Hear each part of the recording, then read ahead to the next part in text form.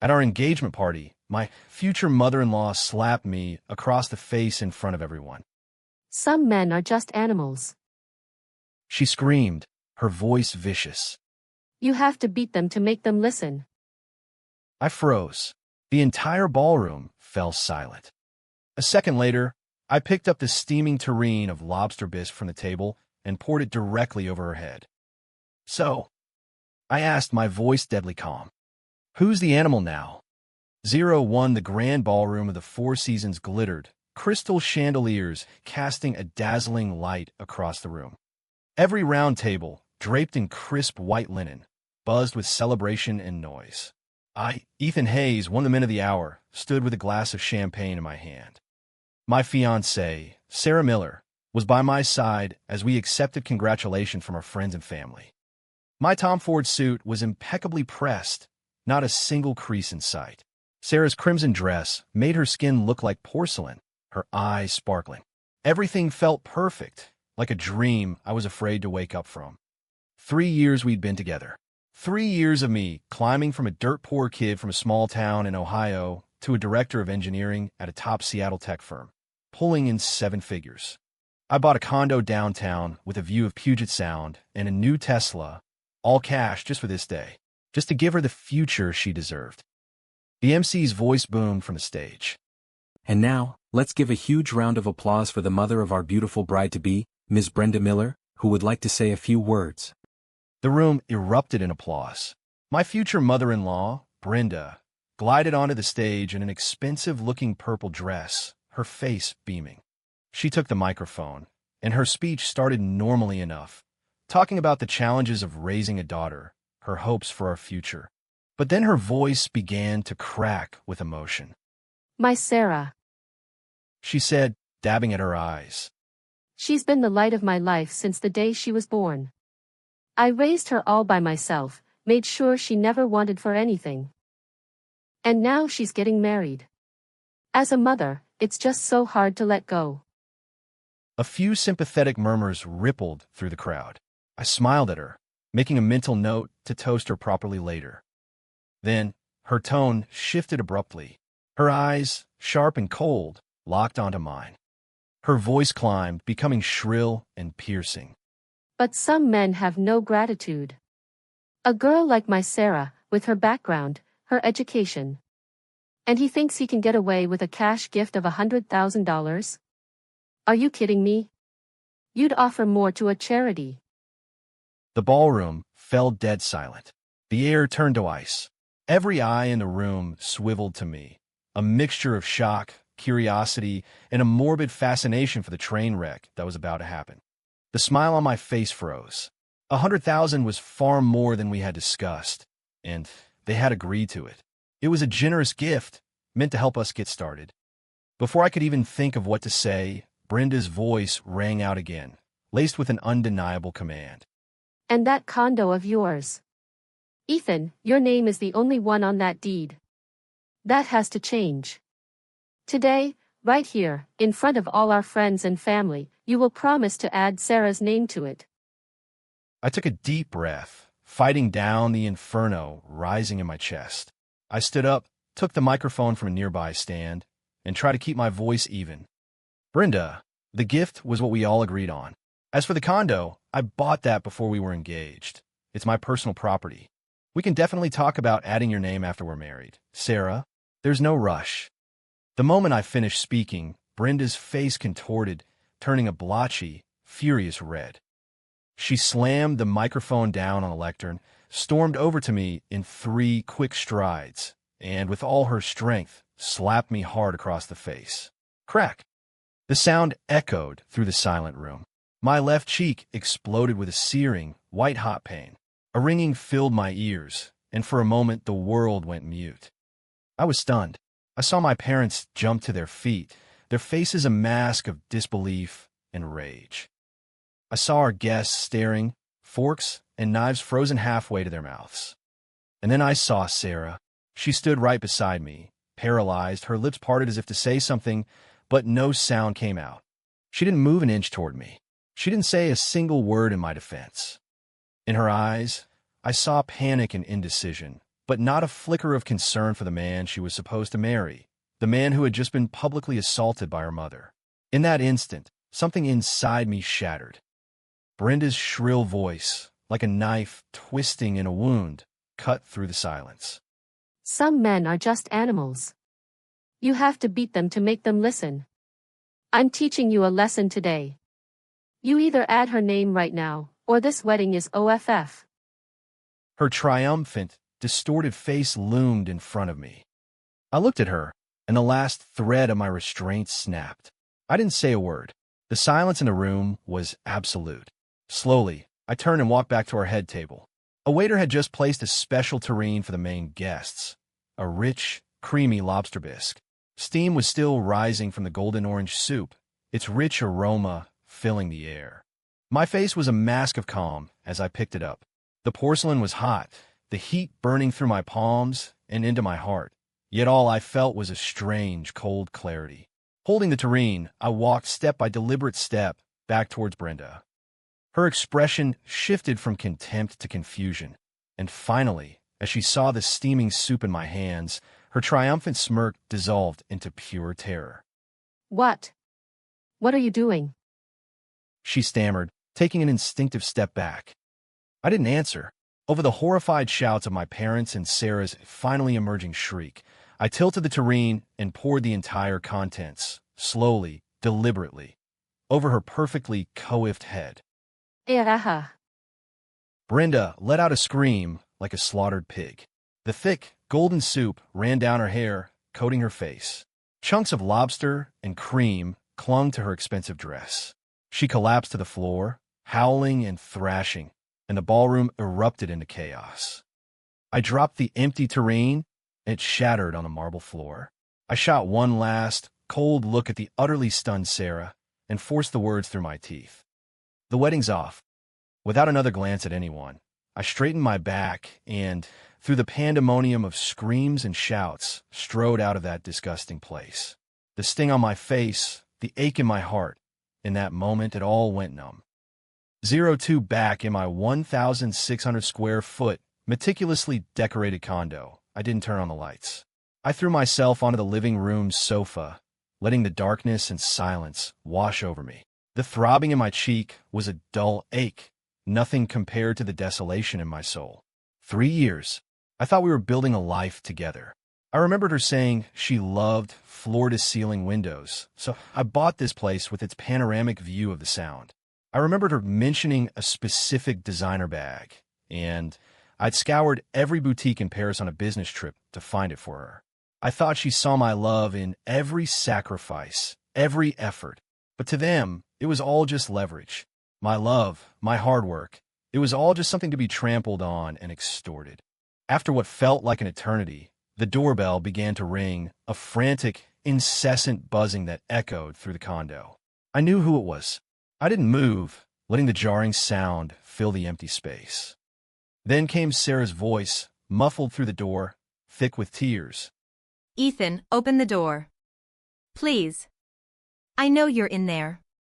Just let me explain. I remained still.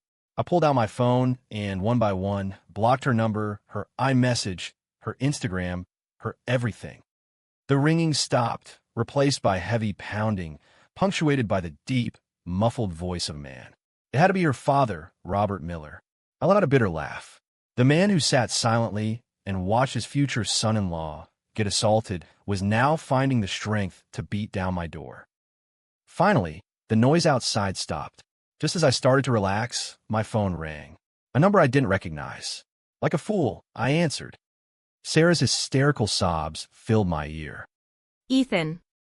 How could you be so cruel? My mother is in the hospital. She has second-degree burns. You ruined our engagement, and now you're trying to kill her? A sharp pain lanced through my chest, not for Brenda, but for the twisted, self-serving narrative she was spinning. I laughed a cold, dead sound. When she hit me, Sarah, where were you? Silence on the other end. A few seconds later, her voice returned, defensive and laced with a pathetic excuse. I was in shock. And my mom. She was just doing it for me. She's all bark and no bite, you know that. She was just testing you before the wedding, to see if you really loved me. Testing me? By slapping me? By publicly humiliating me? The audacity of her logic was so absurd it was almost funny. So, what is this, another test?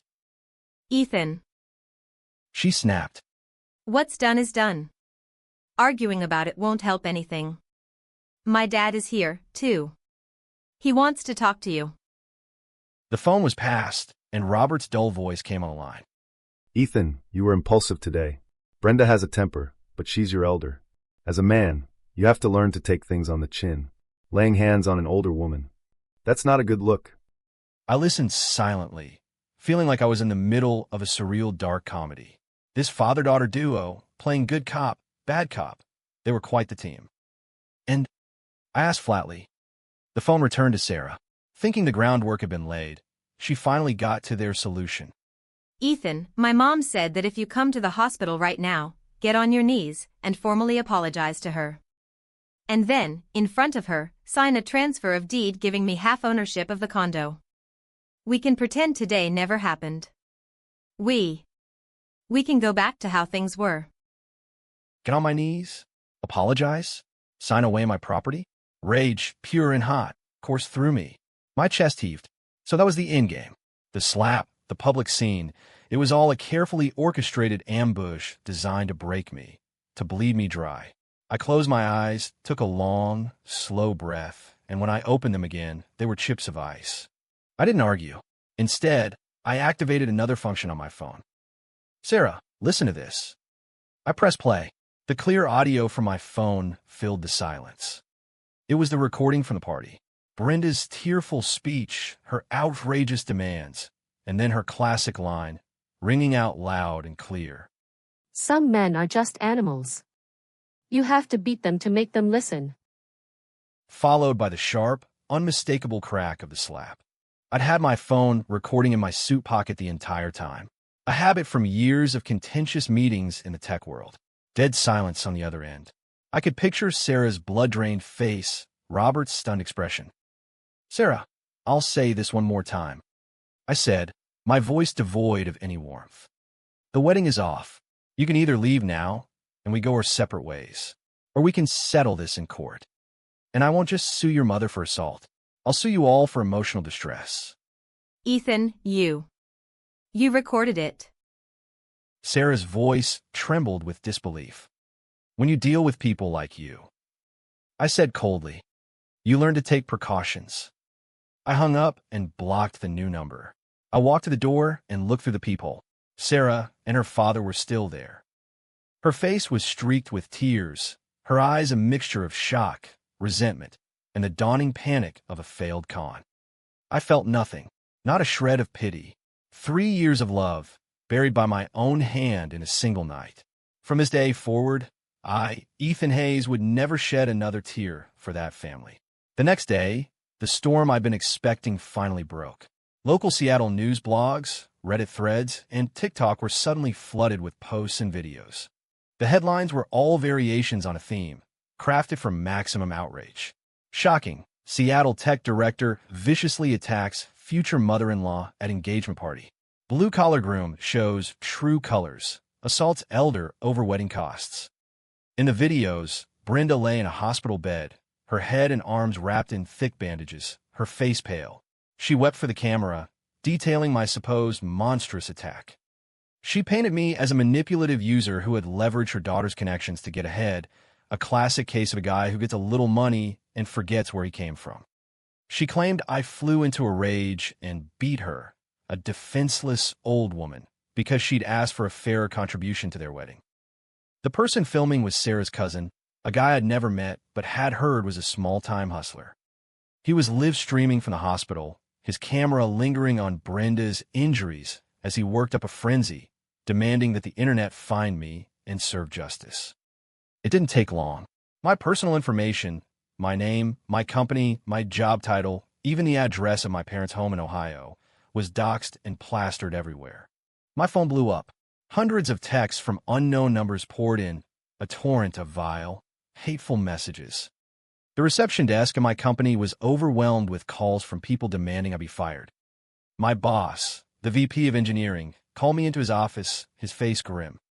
He was professional, but the message was clear. Ethan, the company can't afford to have its reputation tarnished by an employee's personal drama. You need to handle this, and fast. I walked out of his office feeling the weight of 1,000 imaginary eyes on me. Just then, a message from Sarah came through on my work phone's secure messaging app. She sounded triumphant, her words a naked threat. Ethan, see what's happening? Making a scene isn't going to help you. You're about to lose your job. If you just come and do the right thing, apologize and compensate us, I can still get my family to take the posts down. I stared at the message, and the last flicker of emotion I had for her died. I didn't reply. Calmly, I powered down my phone, walked out to the company's rooftop terrace, and lit a cigarette. The cold Seattle wind whipped against my face, clearing my head. Was I angry? Absolutely. Did I feel wronged? More than anything, but emotions wouldn't solve this. They thought they could crush me with public opinion, force me to surrender. They seriously underestimated me. I didn't get to where I was by being lucky. I dialed the number of my best friend from college, Mark Shun. He was now a partner at a top law firm in the city, a shark who specialized in exactly this kind of mess. Mark, I said, I need your help. I told him everything from start to finish. When I was done, there was a moment of silence on the other end, then an explosive, Jesus Christ, what is wrong with these people? Are they insane? After venting, he switched into lawyer mode. Ethan, stay calm. What they're doing, the slander, the doxing, it's all illegal. That recording you have is your silver bullet. But now is not the time to fire it. Why not? I asked.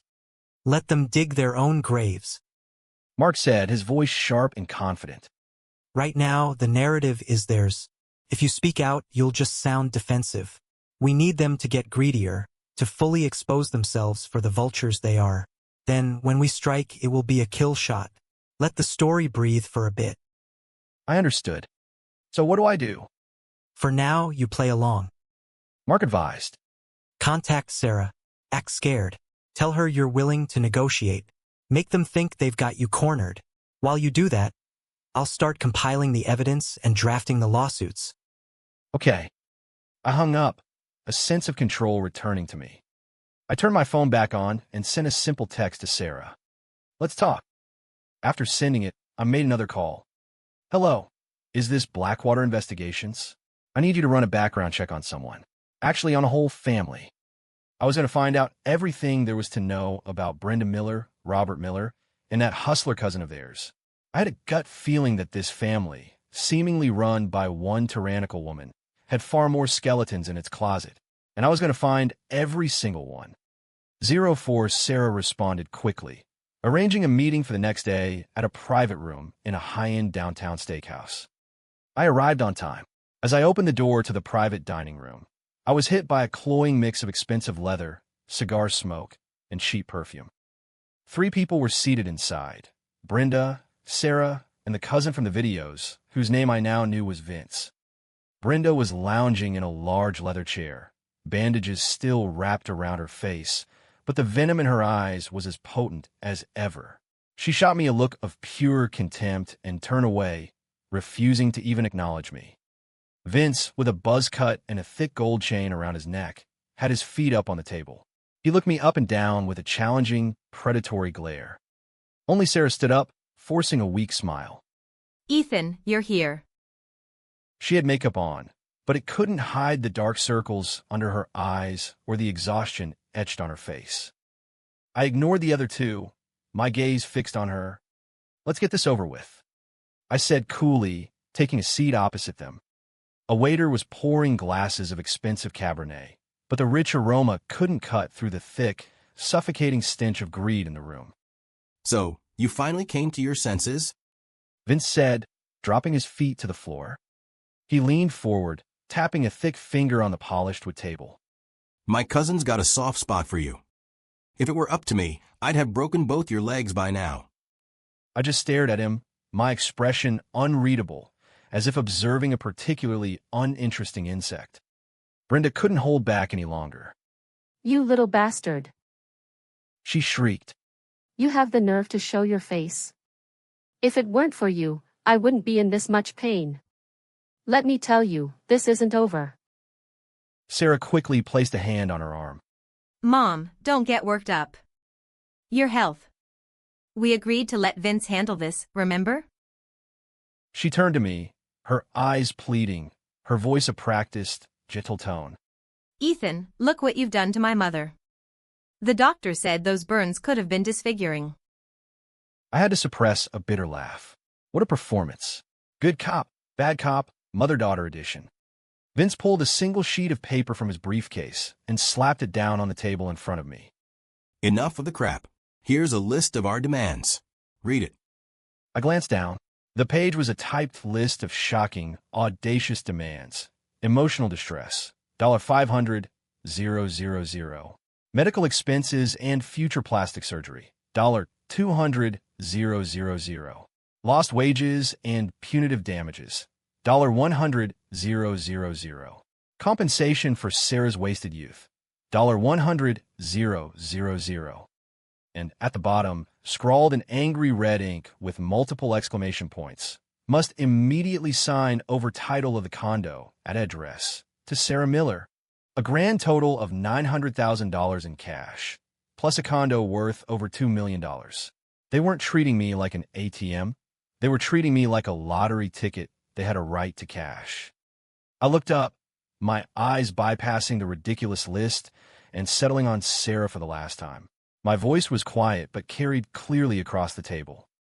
Sarah, I have one last question for you. If I agree to all of this today, if I give you everything, sign away the condo, and walk away with nothing, would you still want to be with me?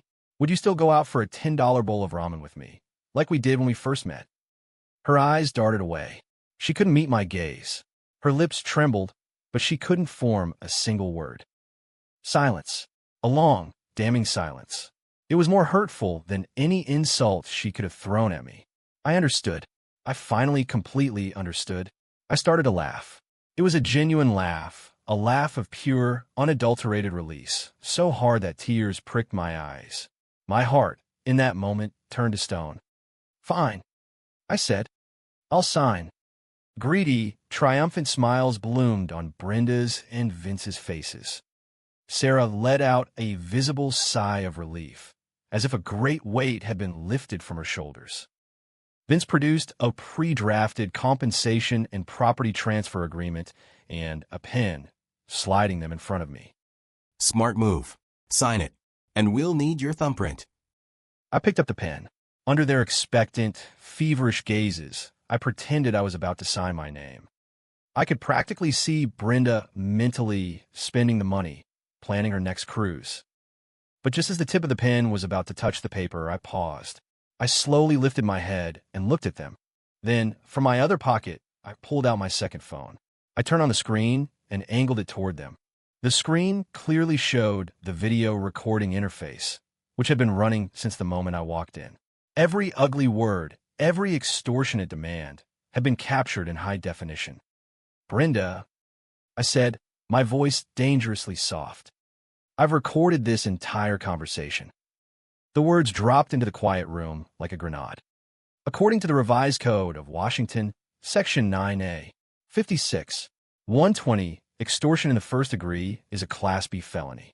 The amount you're demanding puts this squarely in that category, carrying a sentence of up to 10 years in prison. The smiles on Brenda's and Vince's faces froze, cracking into expressions of comical disbelief and dawning horror. I stood up, looming over them, and dropped my second bombshell. Oh, and by the way, I took the liberty of visiting your hospital yesterday. I have a signed report from your attending physician. It clearly states, and I quote, superficial second-degree burns to the face and neck, covering approximately 2% of the body. An injury like that is an outpatient issue. It barely qualifies as a minor injury, let alone something requiring hospitalization. Those bandages, the online sob story. That's fraud. If you've accepted a single dollar in donations from your little pity party, that's wire fraud. If you use this fake injury to file an insurance claim, that's insurance fraud. So, I said, leaning in slightly, Who do you think is going to jail now? The room was utterly silent. The color had drained from Brenda's face. Her lips moved, but no sound came out. Vince, the tough guy, looked like he'd been poleaxed. And Sarah. Sarah was slumped in her chair, her face ashen, staring at me as if she were seeing a complete stranger for the first time. I picked up their ridiculous agreement and, in front of them, ripped it into pieces. "The game," I said, "is over." I turned and walked out of that disgusting ambush, leaving them to drown in the mess they had created. 05, I didn't release the video right away. I was waiting for the perfect moment. I handed everything to Mark. The audio from the engagement party, the video of the extortion attempt at the steakhouse, and the official, stamped diagnosis from the hospital. Brilliant. Mark exclaimed after reviewing the materials, slapping his thigh. Ethan, this is a work of art. You let them walk right into the trap. "What's the next move?" I asked. Leave it to me. Mark said, a predatory gleam in his eye. I know a PR firm that specializes in this. We're going to bury them so deep they'll never see daylight again. 2 days later, a post and a short documentary-style video titled "A Slap," a tureen of soup, and $1 million shakedown. How I was pushed to the brink by my fiancé's family exploded across the internet. The video was professionally edited, a masterclass in narrative destruction. It started with the happy scenes from our engagement party, the smiles, the toasts. Then, it cut to Brenda on stage, her voice dripping with venom, and her infamous line. Some men are just animals. You have to beat them to make them listen. The next shot was a close-up of my bruised cheek, followed by Sarah's blank, emotionless expression. Then, the slow-motion shot of the bisque being poured, paired with Brenda's blood-curdling scream. The second half was the footage from the steakhouse, Vince's thuggish posturing, the close-up of the extortion list, and my final, calm recitation of the criminal code. To cap it all off, the video displayed the official doctor's report side by side with clips of Brenda's melodramatic performance in her hospital bed.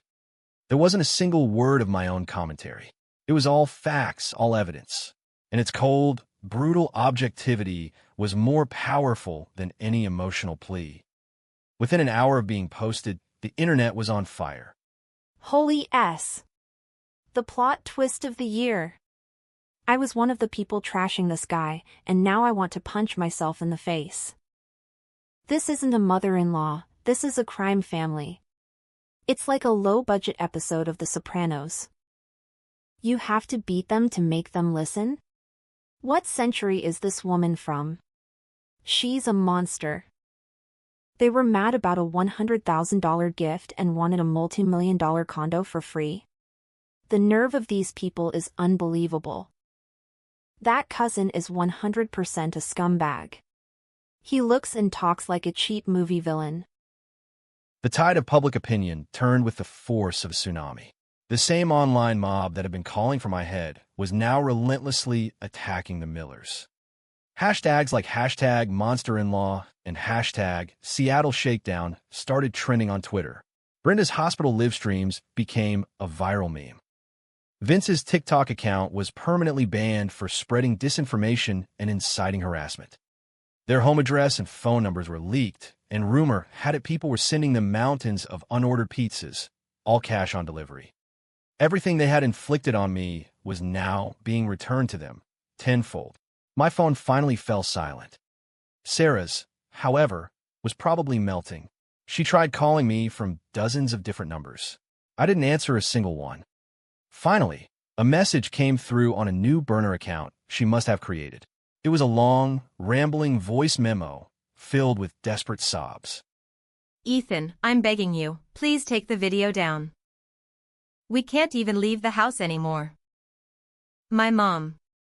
She's having a nervous breakdown, she just screams and breaks things all day. Everywhere I go, people stare at me, they whisper. We were wrong, okay? We know we were wrong. I listened to the entire thing, then replied with 5 simple words. You brought this on yourselves. Then I blocked her again. Back at the office, my boss had seen the video. He called me in, his attitude completely transformed. He clapped me on the shoulder, his face full of admiration. Ethan, well done. Decisive. That's how you handle bullies. The company is behind you 100%. Don't you worry, this won't affect your position here in the slightest. I nodded politely, feeling nothing. Just then, an email from the private investigator landed in my inbox. The subject line read, Preliminary Findings, Robert Miller. I opened it. One detail immediately jumped out at me.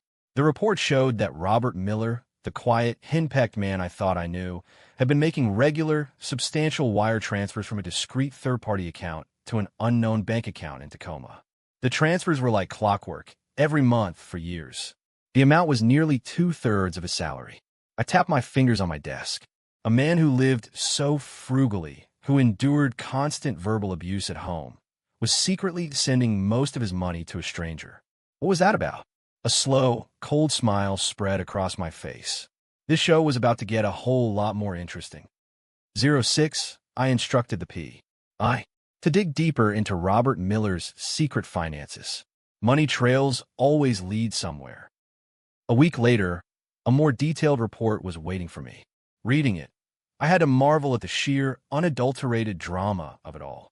Robert Miller, the man who cowered before Brenda, who acted like the world's biggest doormat, had another life. In Tacoma, a city just an hour's drive away, he had another family. He had been supporting a mistress, a woman nearly 20 years younger than him. And the bombshell, they had a son together. The boy was in elementary school. The report included surveillance photos. In them, Robert was a different man. Gone was the washed-out, faded jacket. He was wearing a crisp, new polo shirt, a genuine smile lighting up his face, a smile I had never once seen in his own home. He was holding the little boy's hand as they walked through a park. In another photo, he and the young woman were shopping at a farmer's market, looking for all the world like a normal, happy couple. He was pinching pennies at home, taking Brenda's abuse, just so he could funnel the majority of his income to his secret son and his real love, while playing the part of a pathetic husband and father in Seattle. It all clicked into place.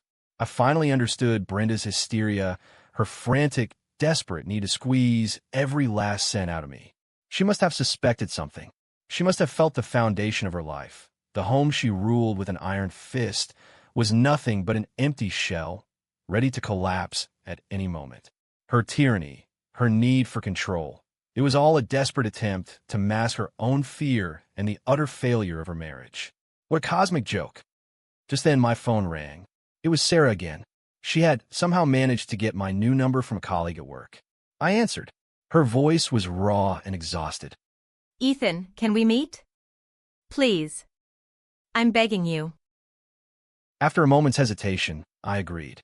I was morbidly curious to see what she could possibly have left to say. We met at a coffee shop she chose. She looked even worse than before. Her eyes were sunken, and the youthful glow she once had was gone, replaced by a deep, anxious weariness. The moment she saw me, her eyes welled up. Ethan, my mom. She's not doing well. Since the video came out, she hasn't left the house. She's deeply depressed. Her doctor is worried. She nervously stirred her latte, her voice choked with emotion. I know we were wrong. Horribly wrong. I'm not asking for your forgiveness. I'm just asking you to let us go. If you keep this up, you're going to push her over the edge. I listened silently until she finished, then took a sip of my own coffee. Are you done? I asked. She nodded numbly. I looked at her, my expression as calm and placid as a still lake. Sarah, I said softly, did you know that every month your father sends child support payments to his other son? My voice was quiet, but the words hit her like a thunderclap. She froze completely. The spoon slipped from her fingers, clattering into her cup and splashing coffee on her white dress. Her pupils contracted, her face a canvas of pure, unadulterated shock and a dawning horror she couldn't comprehend. What? What did you say? What other son? Her reaction told me everything. She had no idea. She had lived her entire life in a carefully constructed lie, believing she was the princess at the center of it all. I didn't say another word. I just took out my phone, pulled up the photos, and slid it across the table to her. Robert's happy, smiling face. The young, vibrant woman. The cheerful little boy. Each photo was a dagger, aimed with precision at the hollow heart of her family's hypocrisy. Sarah's eyes were glued to the screen, her body trembling uncontrollably. Her face went from white to a sickly, deathly gray. I knew, in that moment, that the ticking time bomb I had just planted inside the Miller family, a family held together by tyranny and deceit, was about to detonate with a force 100 times more powerful than a tureen of hot soup. And all I had to do was sit back and watch the fireworks. 07, I don't remember how Sarah managed to stumble out of that coffee shop. I just know that the woman who left looked like her soul had been ripped out. That night, the war I had anticipated finally erupted in the Miller family's now infamous apartment.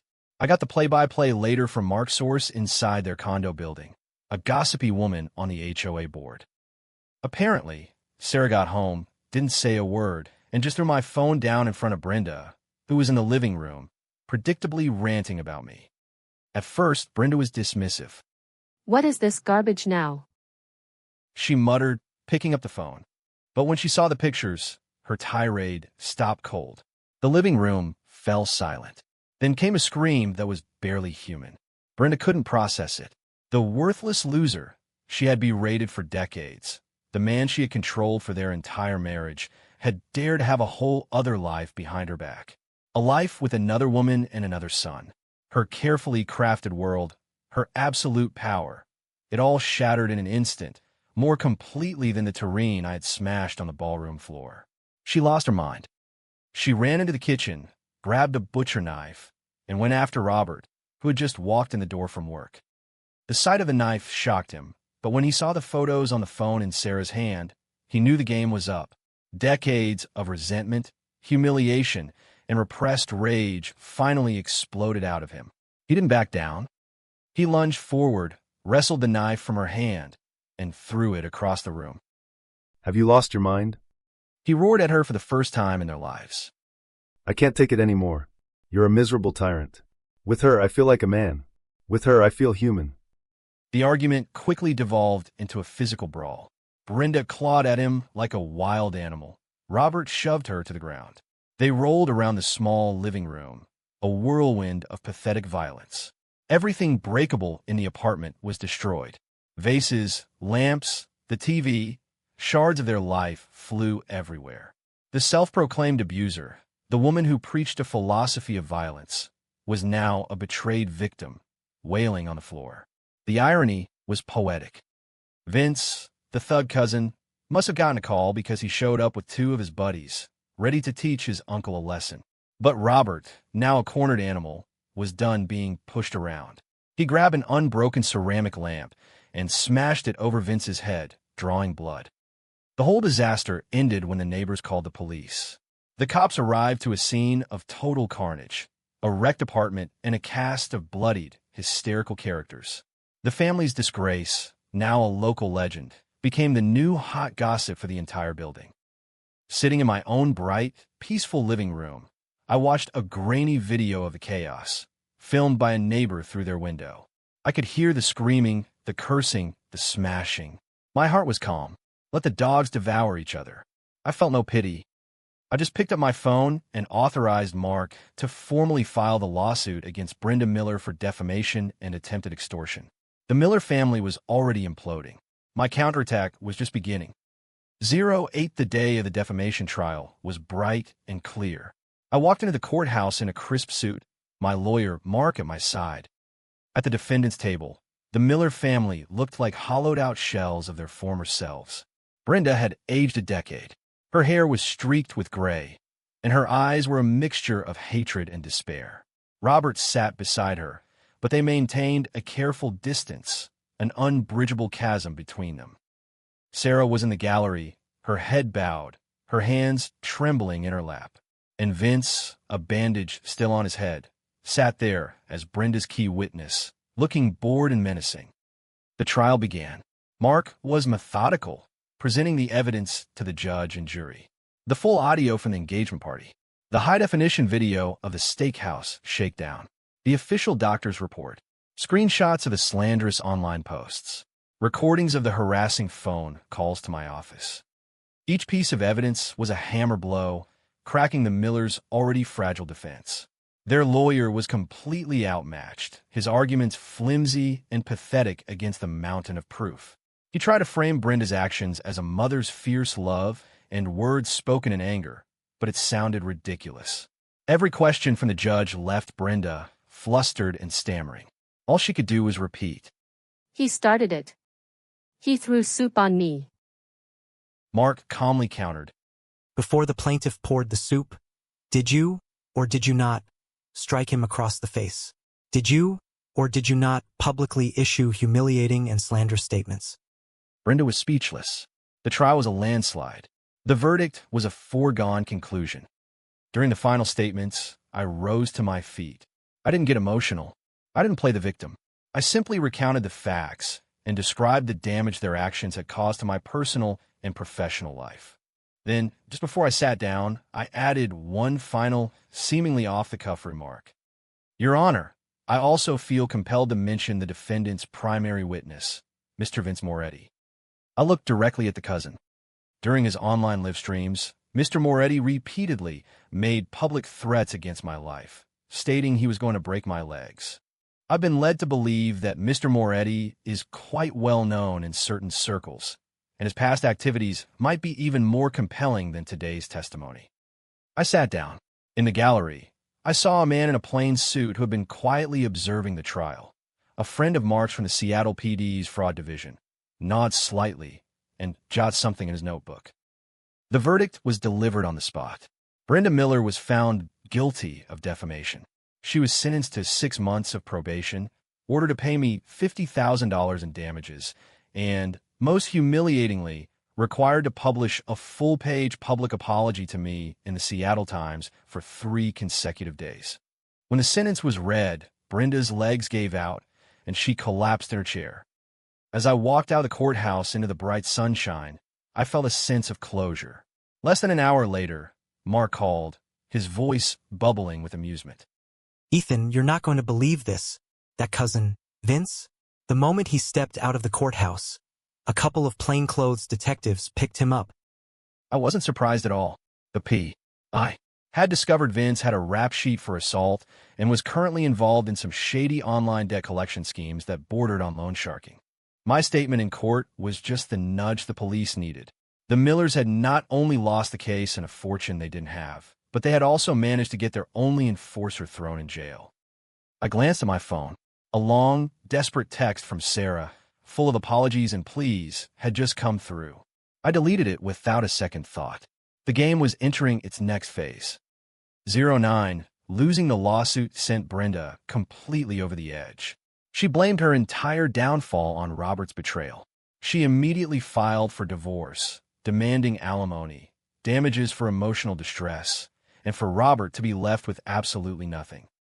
A new, pathetic drama began to unfold. But to her shock, Robert had almost no assets to his name. Besides the half-paid-off mortgage on the condo, his bank accounts contained less than $5,000.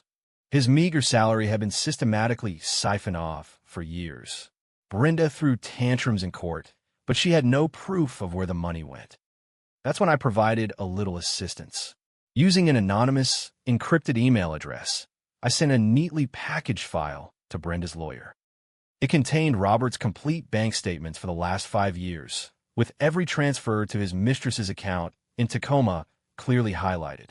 I also included another little gift, a photo of an IOU. The P.I. had unearthed it during his investigation. 3 years ago, Brenda's own brother, Sarah's uncle, had borrowed $30,000 from Robert to start a business.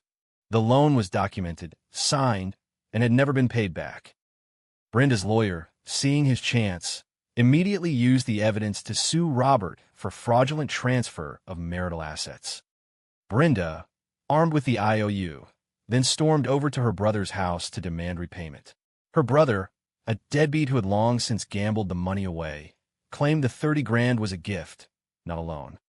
Brother and sister had a screaming match that ended with their elderly mother having to be taken to the hospital for stress-induced chest pains.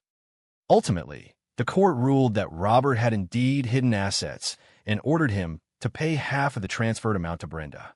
But Robert was now a man with nothing to lose.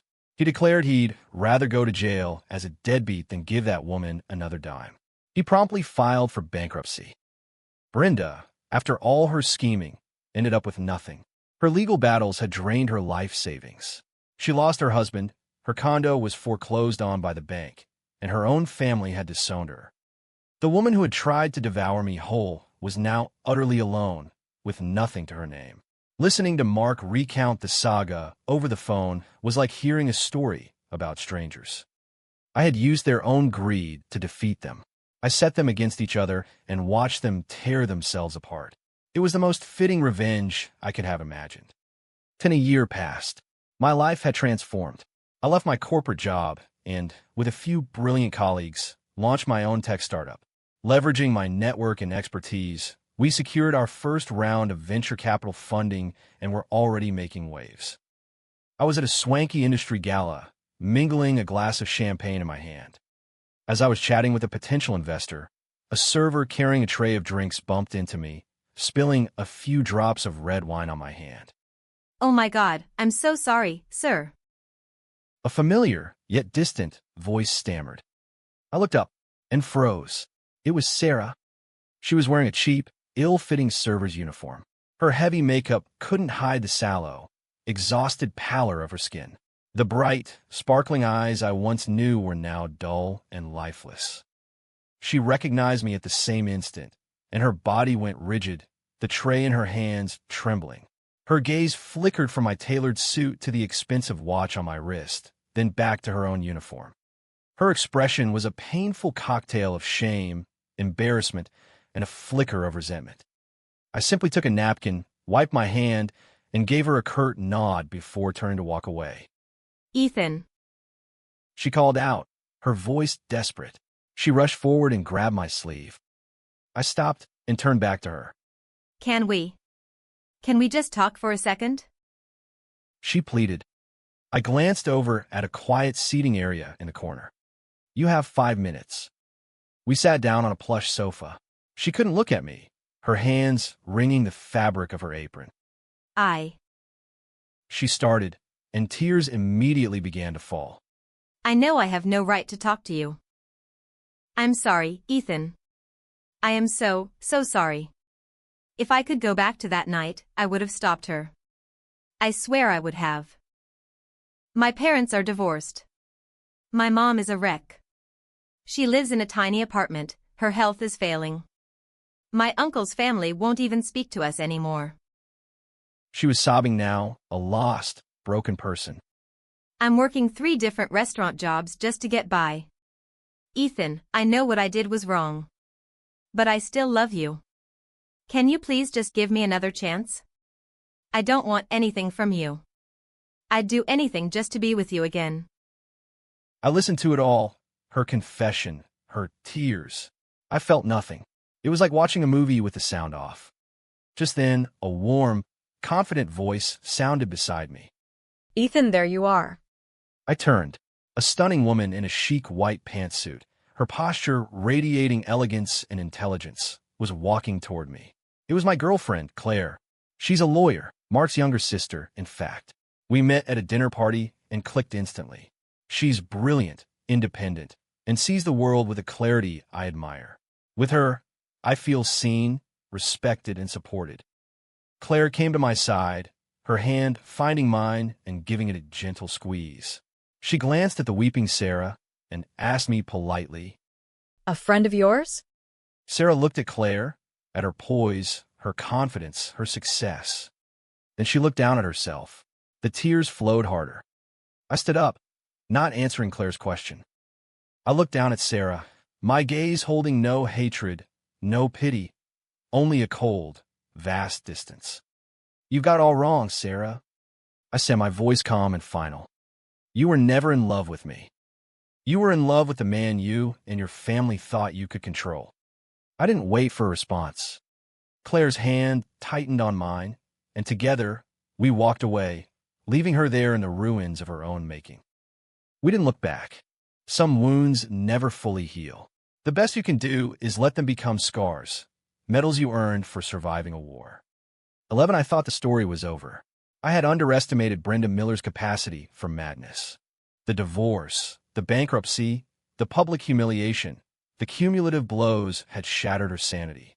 She funneled all her misery, all her rage, into a single target, me. I had destroyed her perfect life. One afternoon, I was in a board meeting when my office line buzzed. It was the front desk receptionist, her voice tight with panic. "Mr. Hayes, there's a crazy woman downstairs with a can of red paint.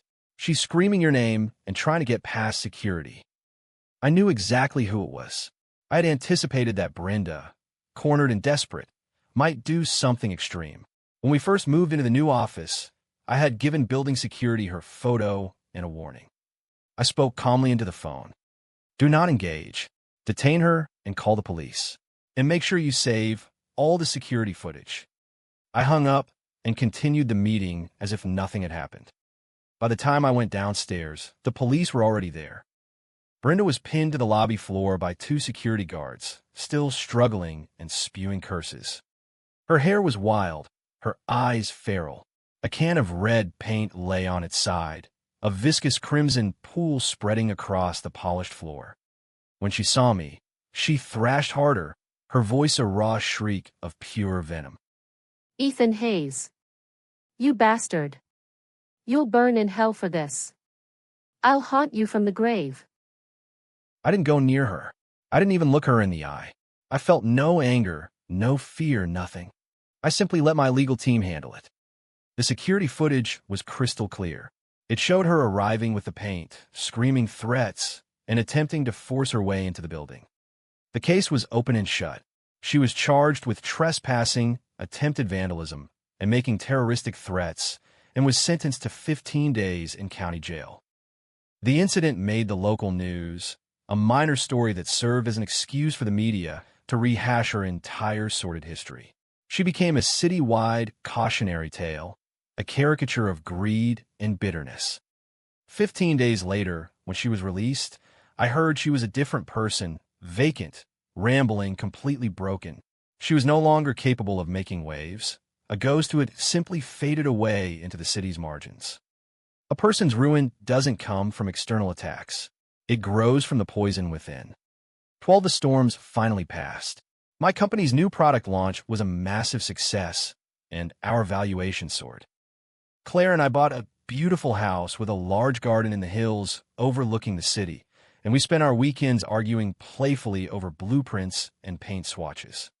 One sunny afternoon, we were sitting on the grass in our future backyard, looking over the architect designs. Claire leaned her head on my shoulder, a mischievous glint in her eye. "So, for this engagement," she teased, "your mother is not allowed to hit me. Deal?" I laughed, turning to look her in the eyes before pulling her into a hug. "My family," I said, my voice thick with emotion, "will only ever love and respect you." Once in a while, I'd hear bits and pieces about the Millers from Mark. Sarah, after bouncing between dead-end jobs, had apparently married a man from small town in eastern Washington and moved away, living a quiet, unremarkable life. Robert and his mistress had eventually fallen out, fighting constantly over the money he no longer had. Their story, too, had ended in ashes. The news stirred nothing in me. It was like hearing about characters in a book I'd read long ago. I thought back to that chaotic night, over a year ago, the searing slap, the scalding soup. It wasn't an act of impulse.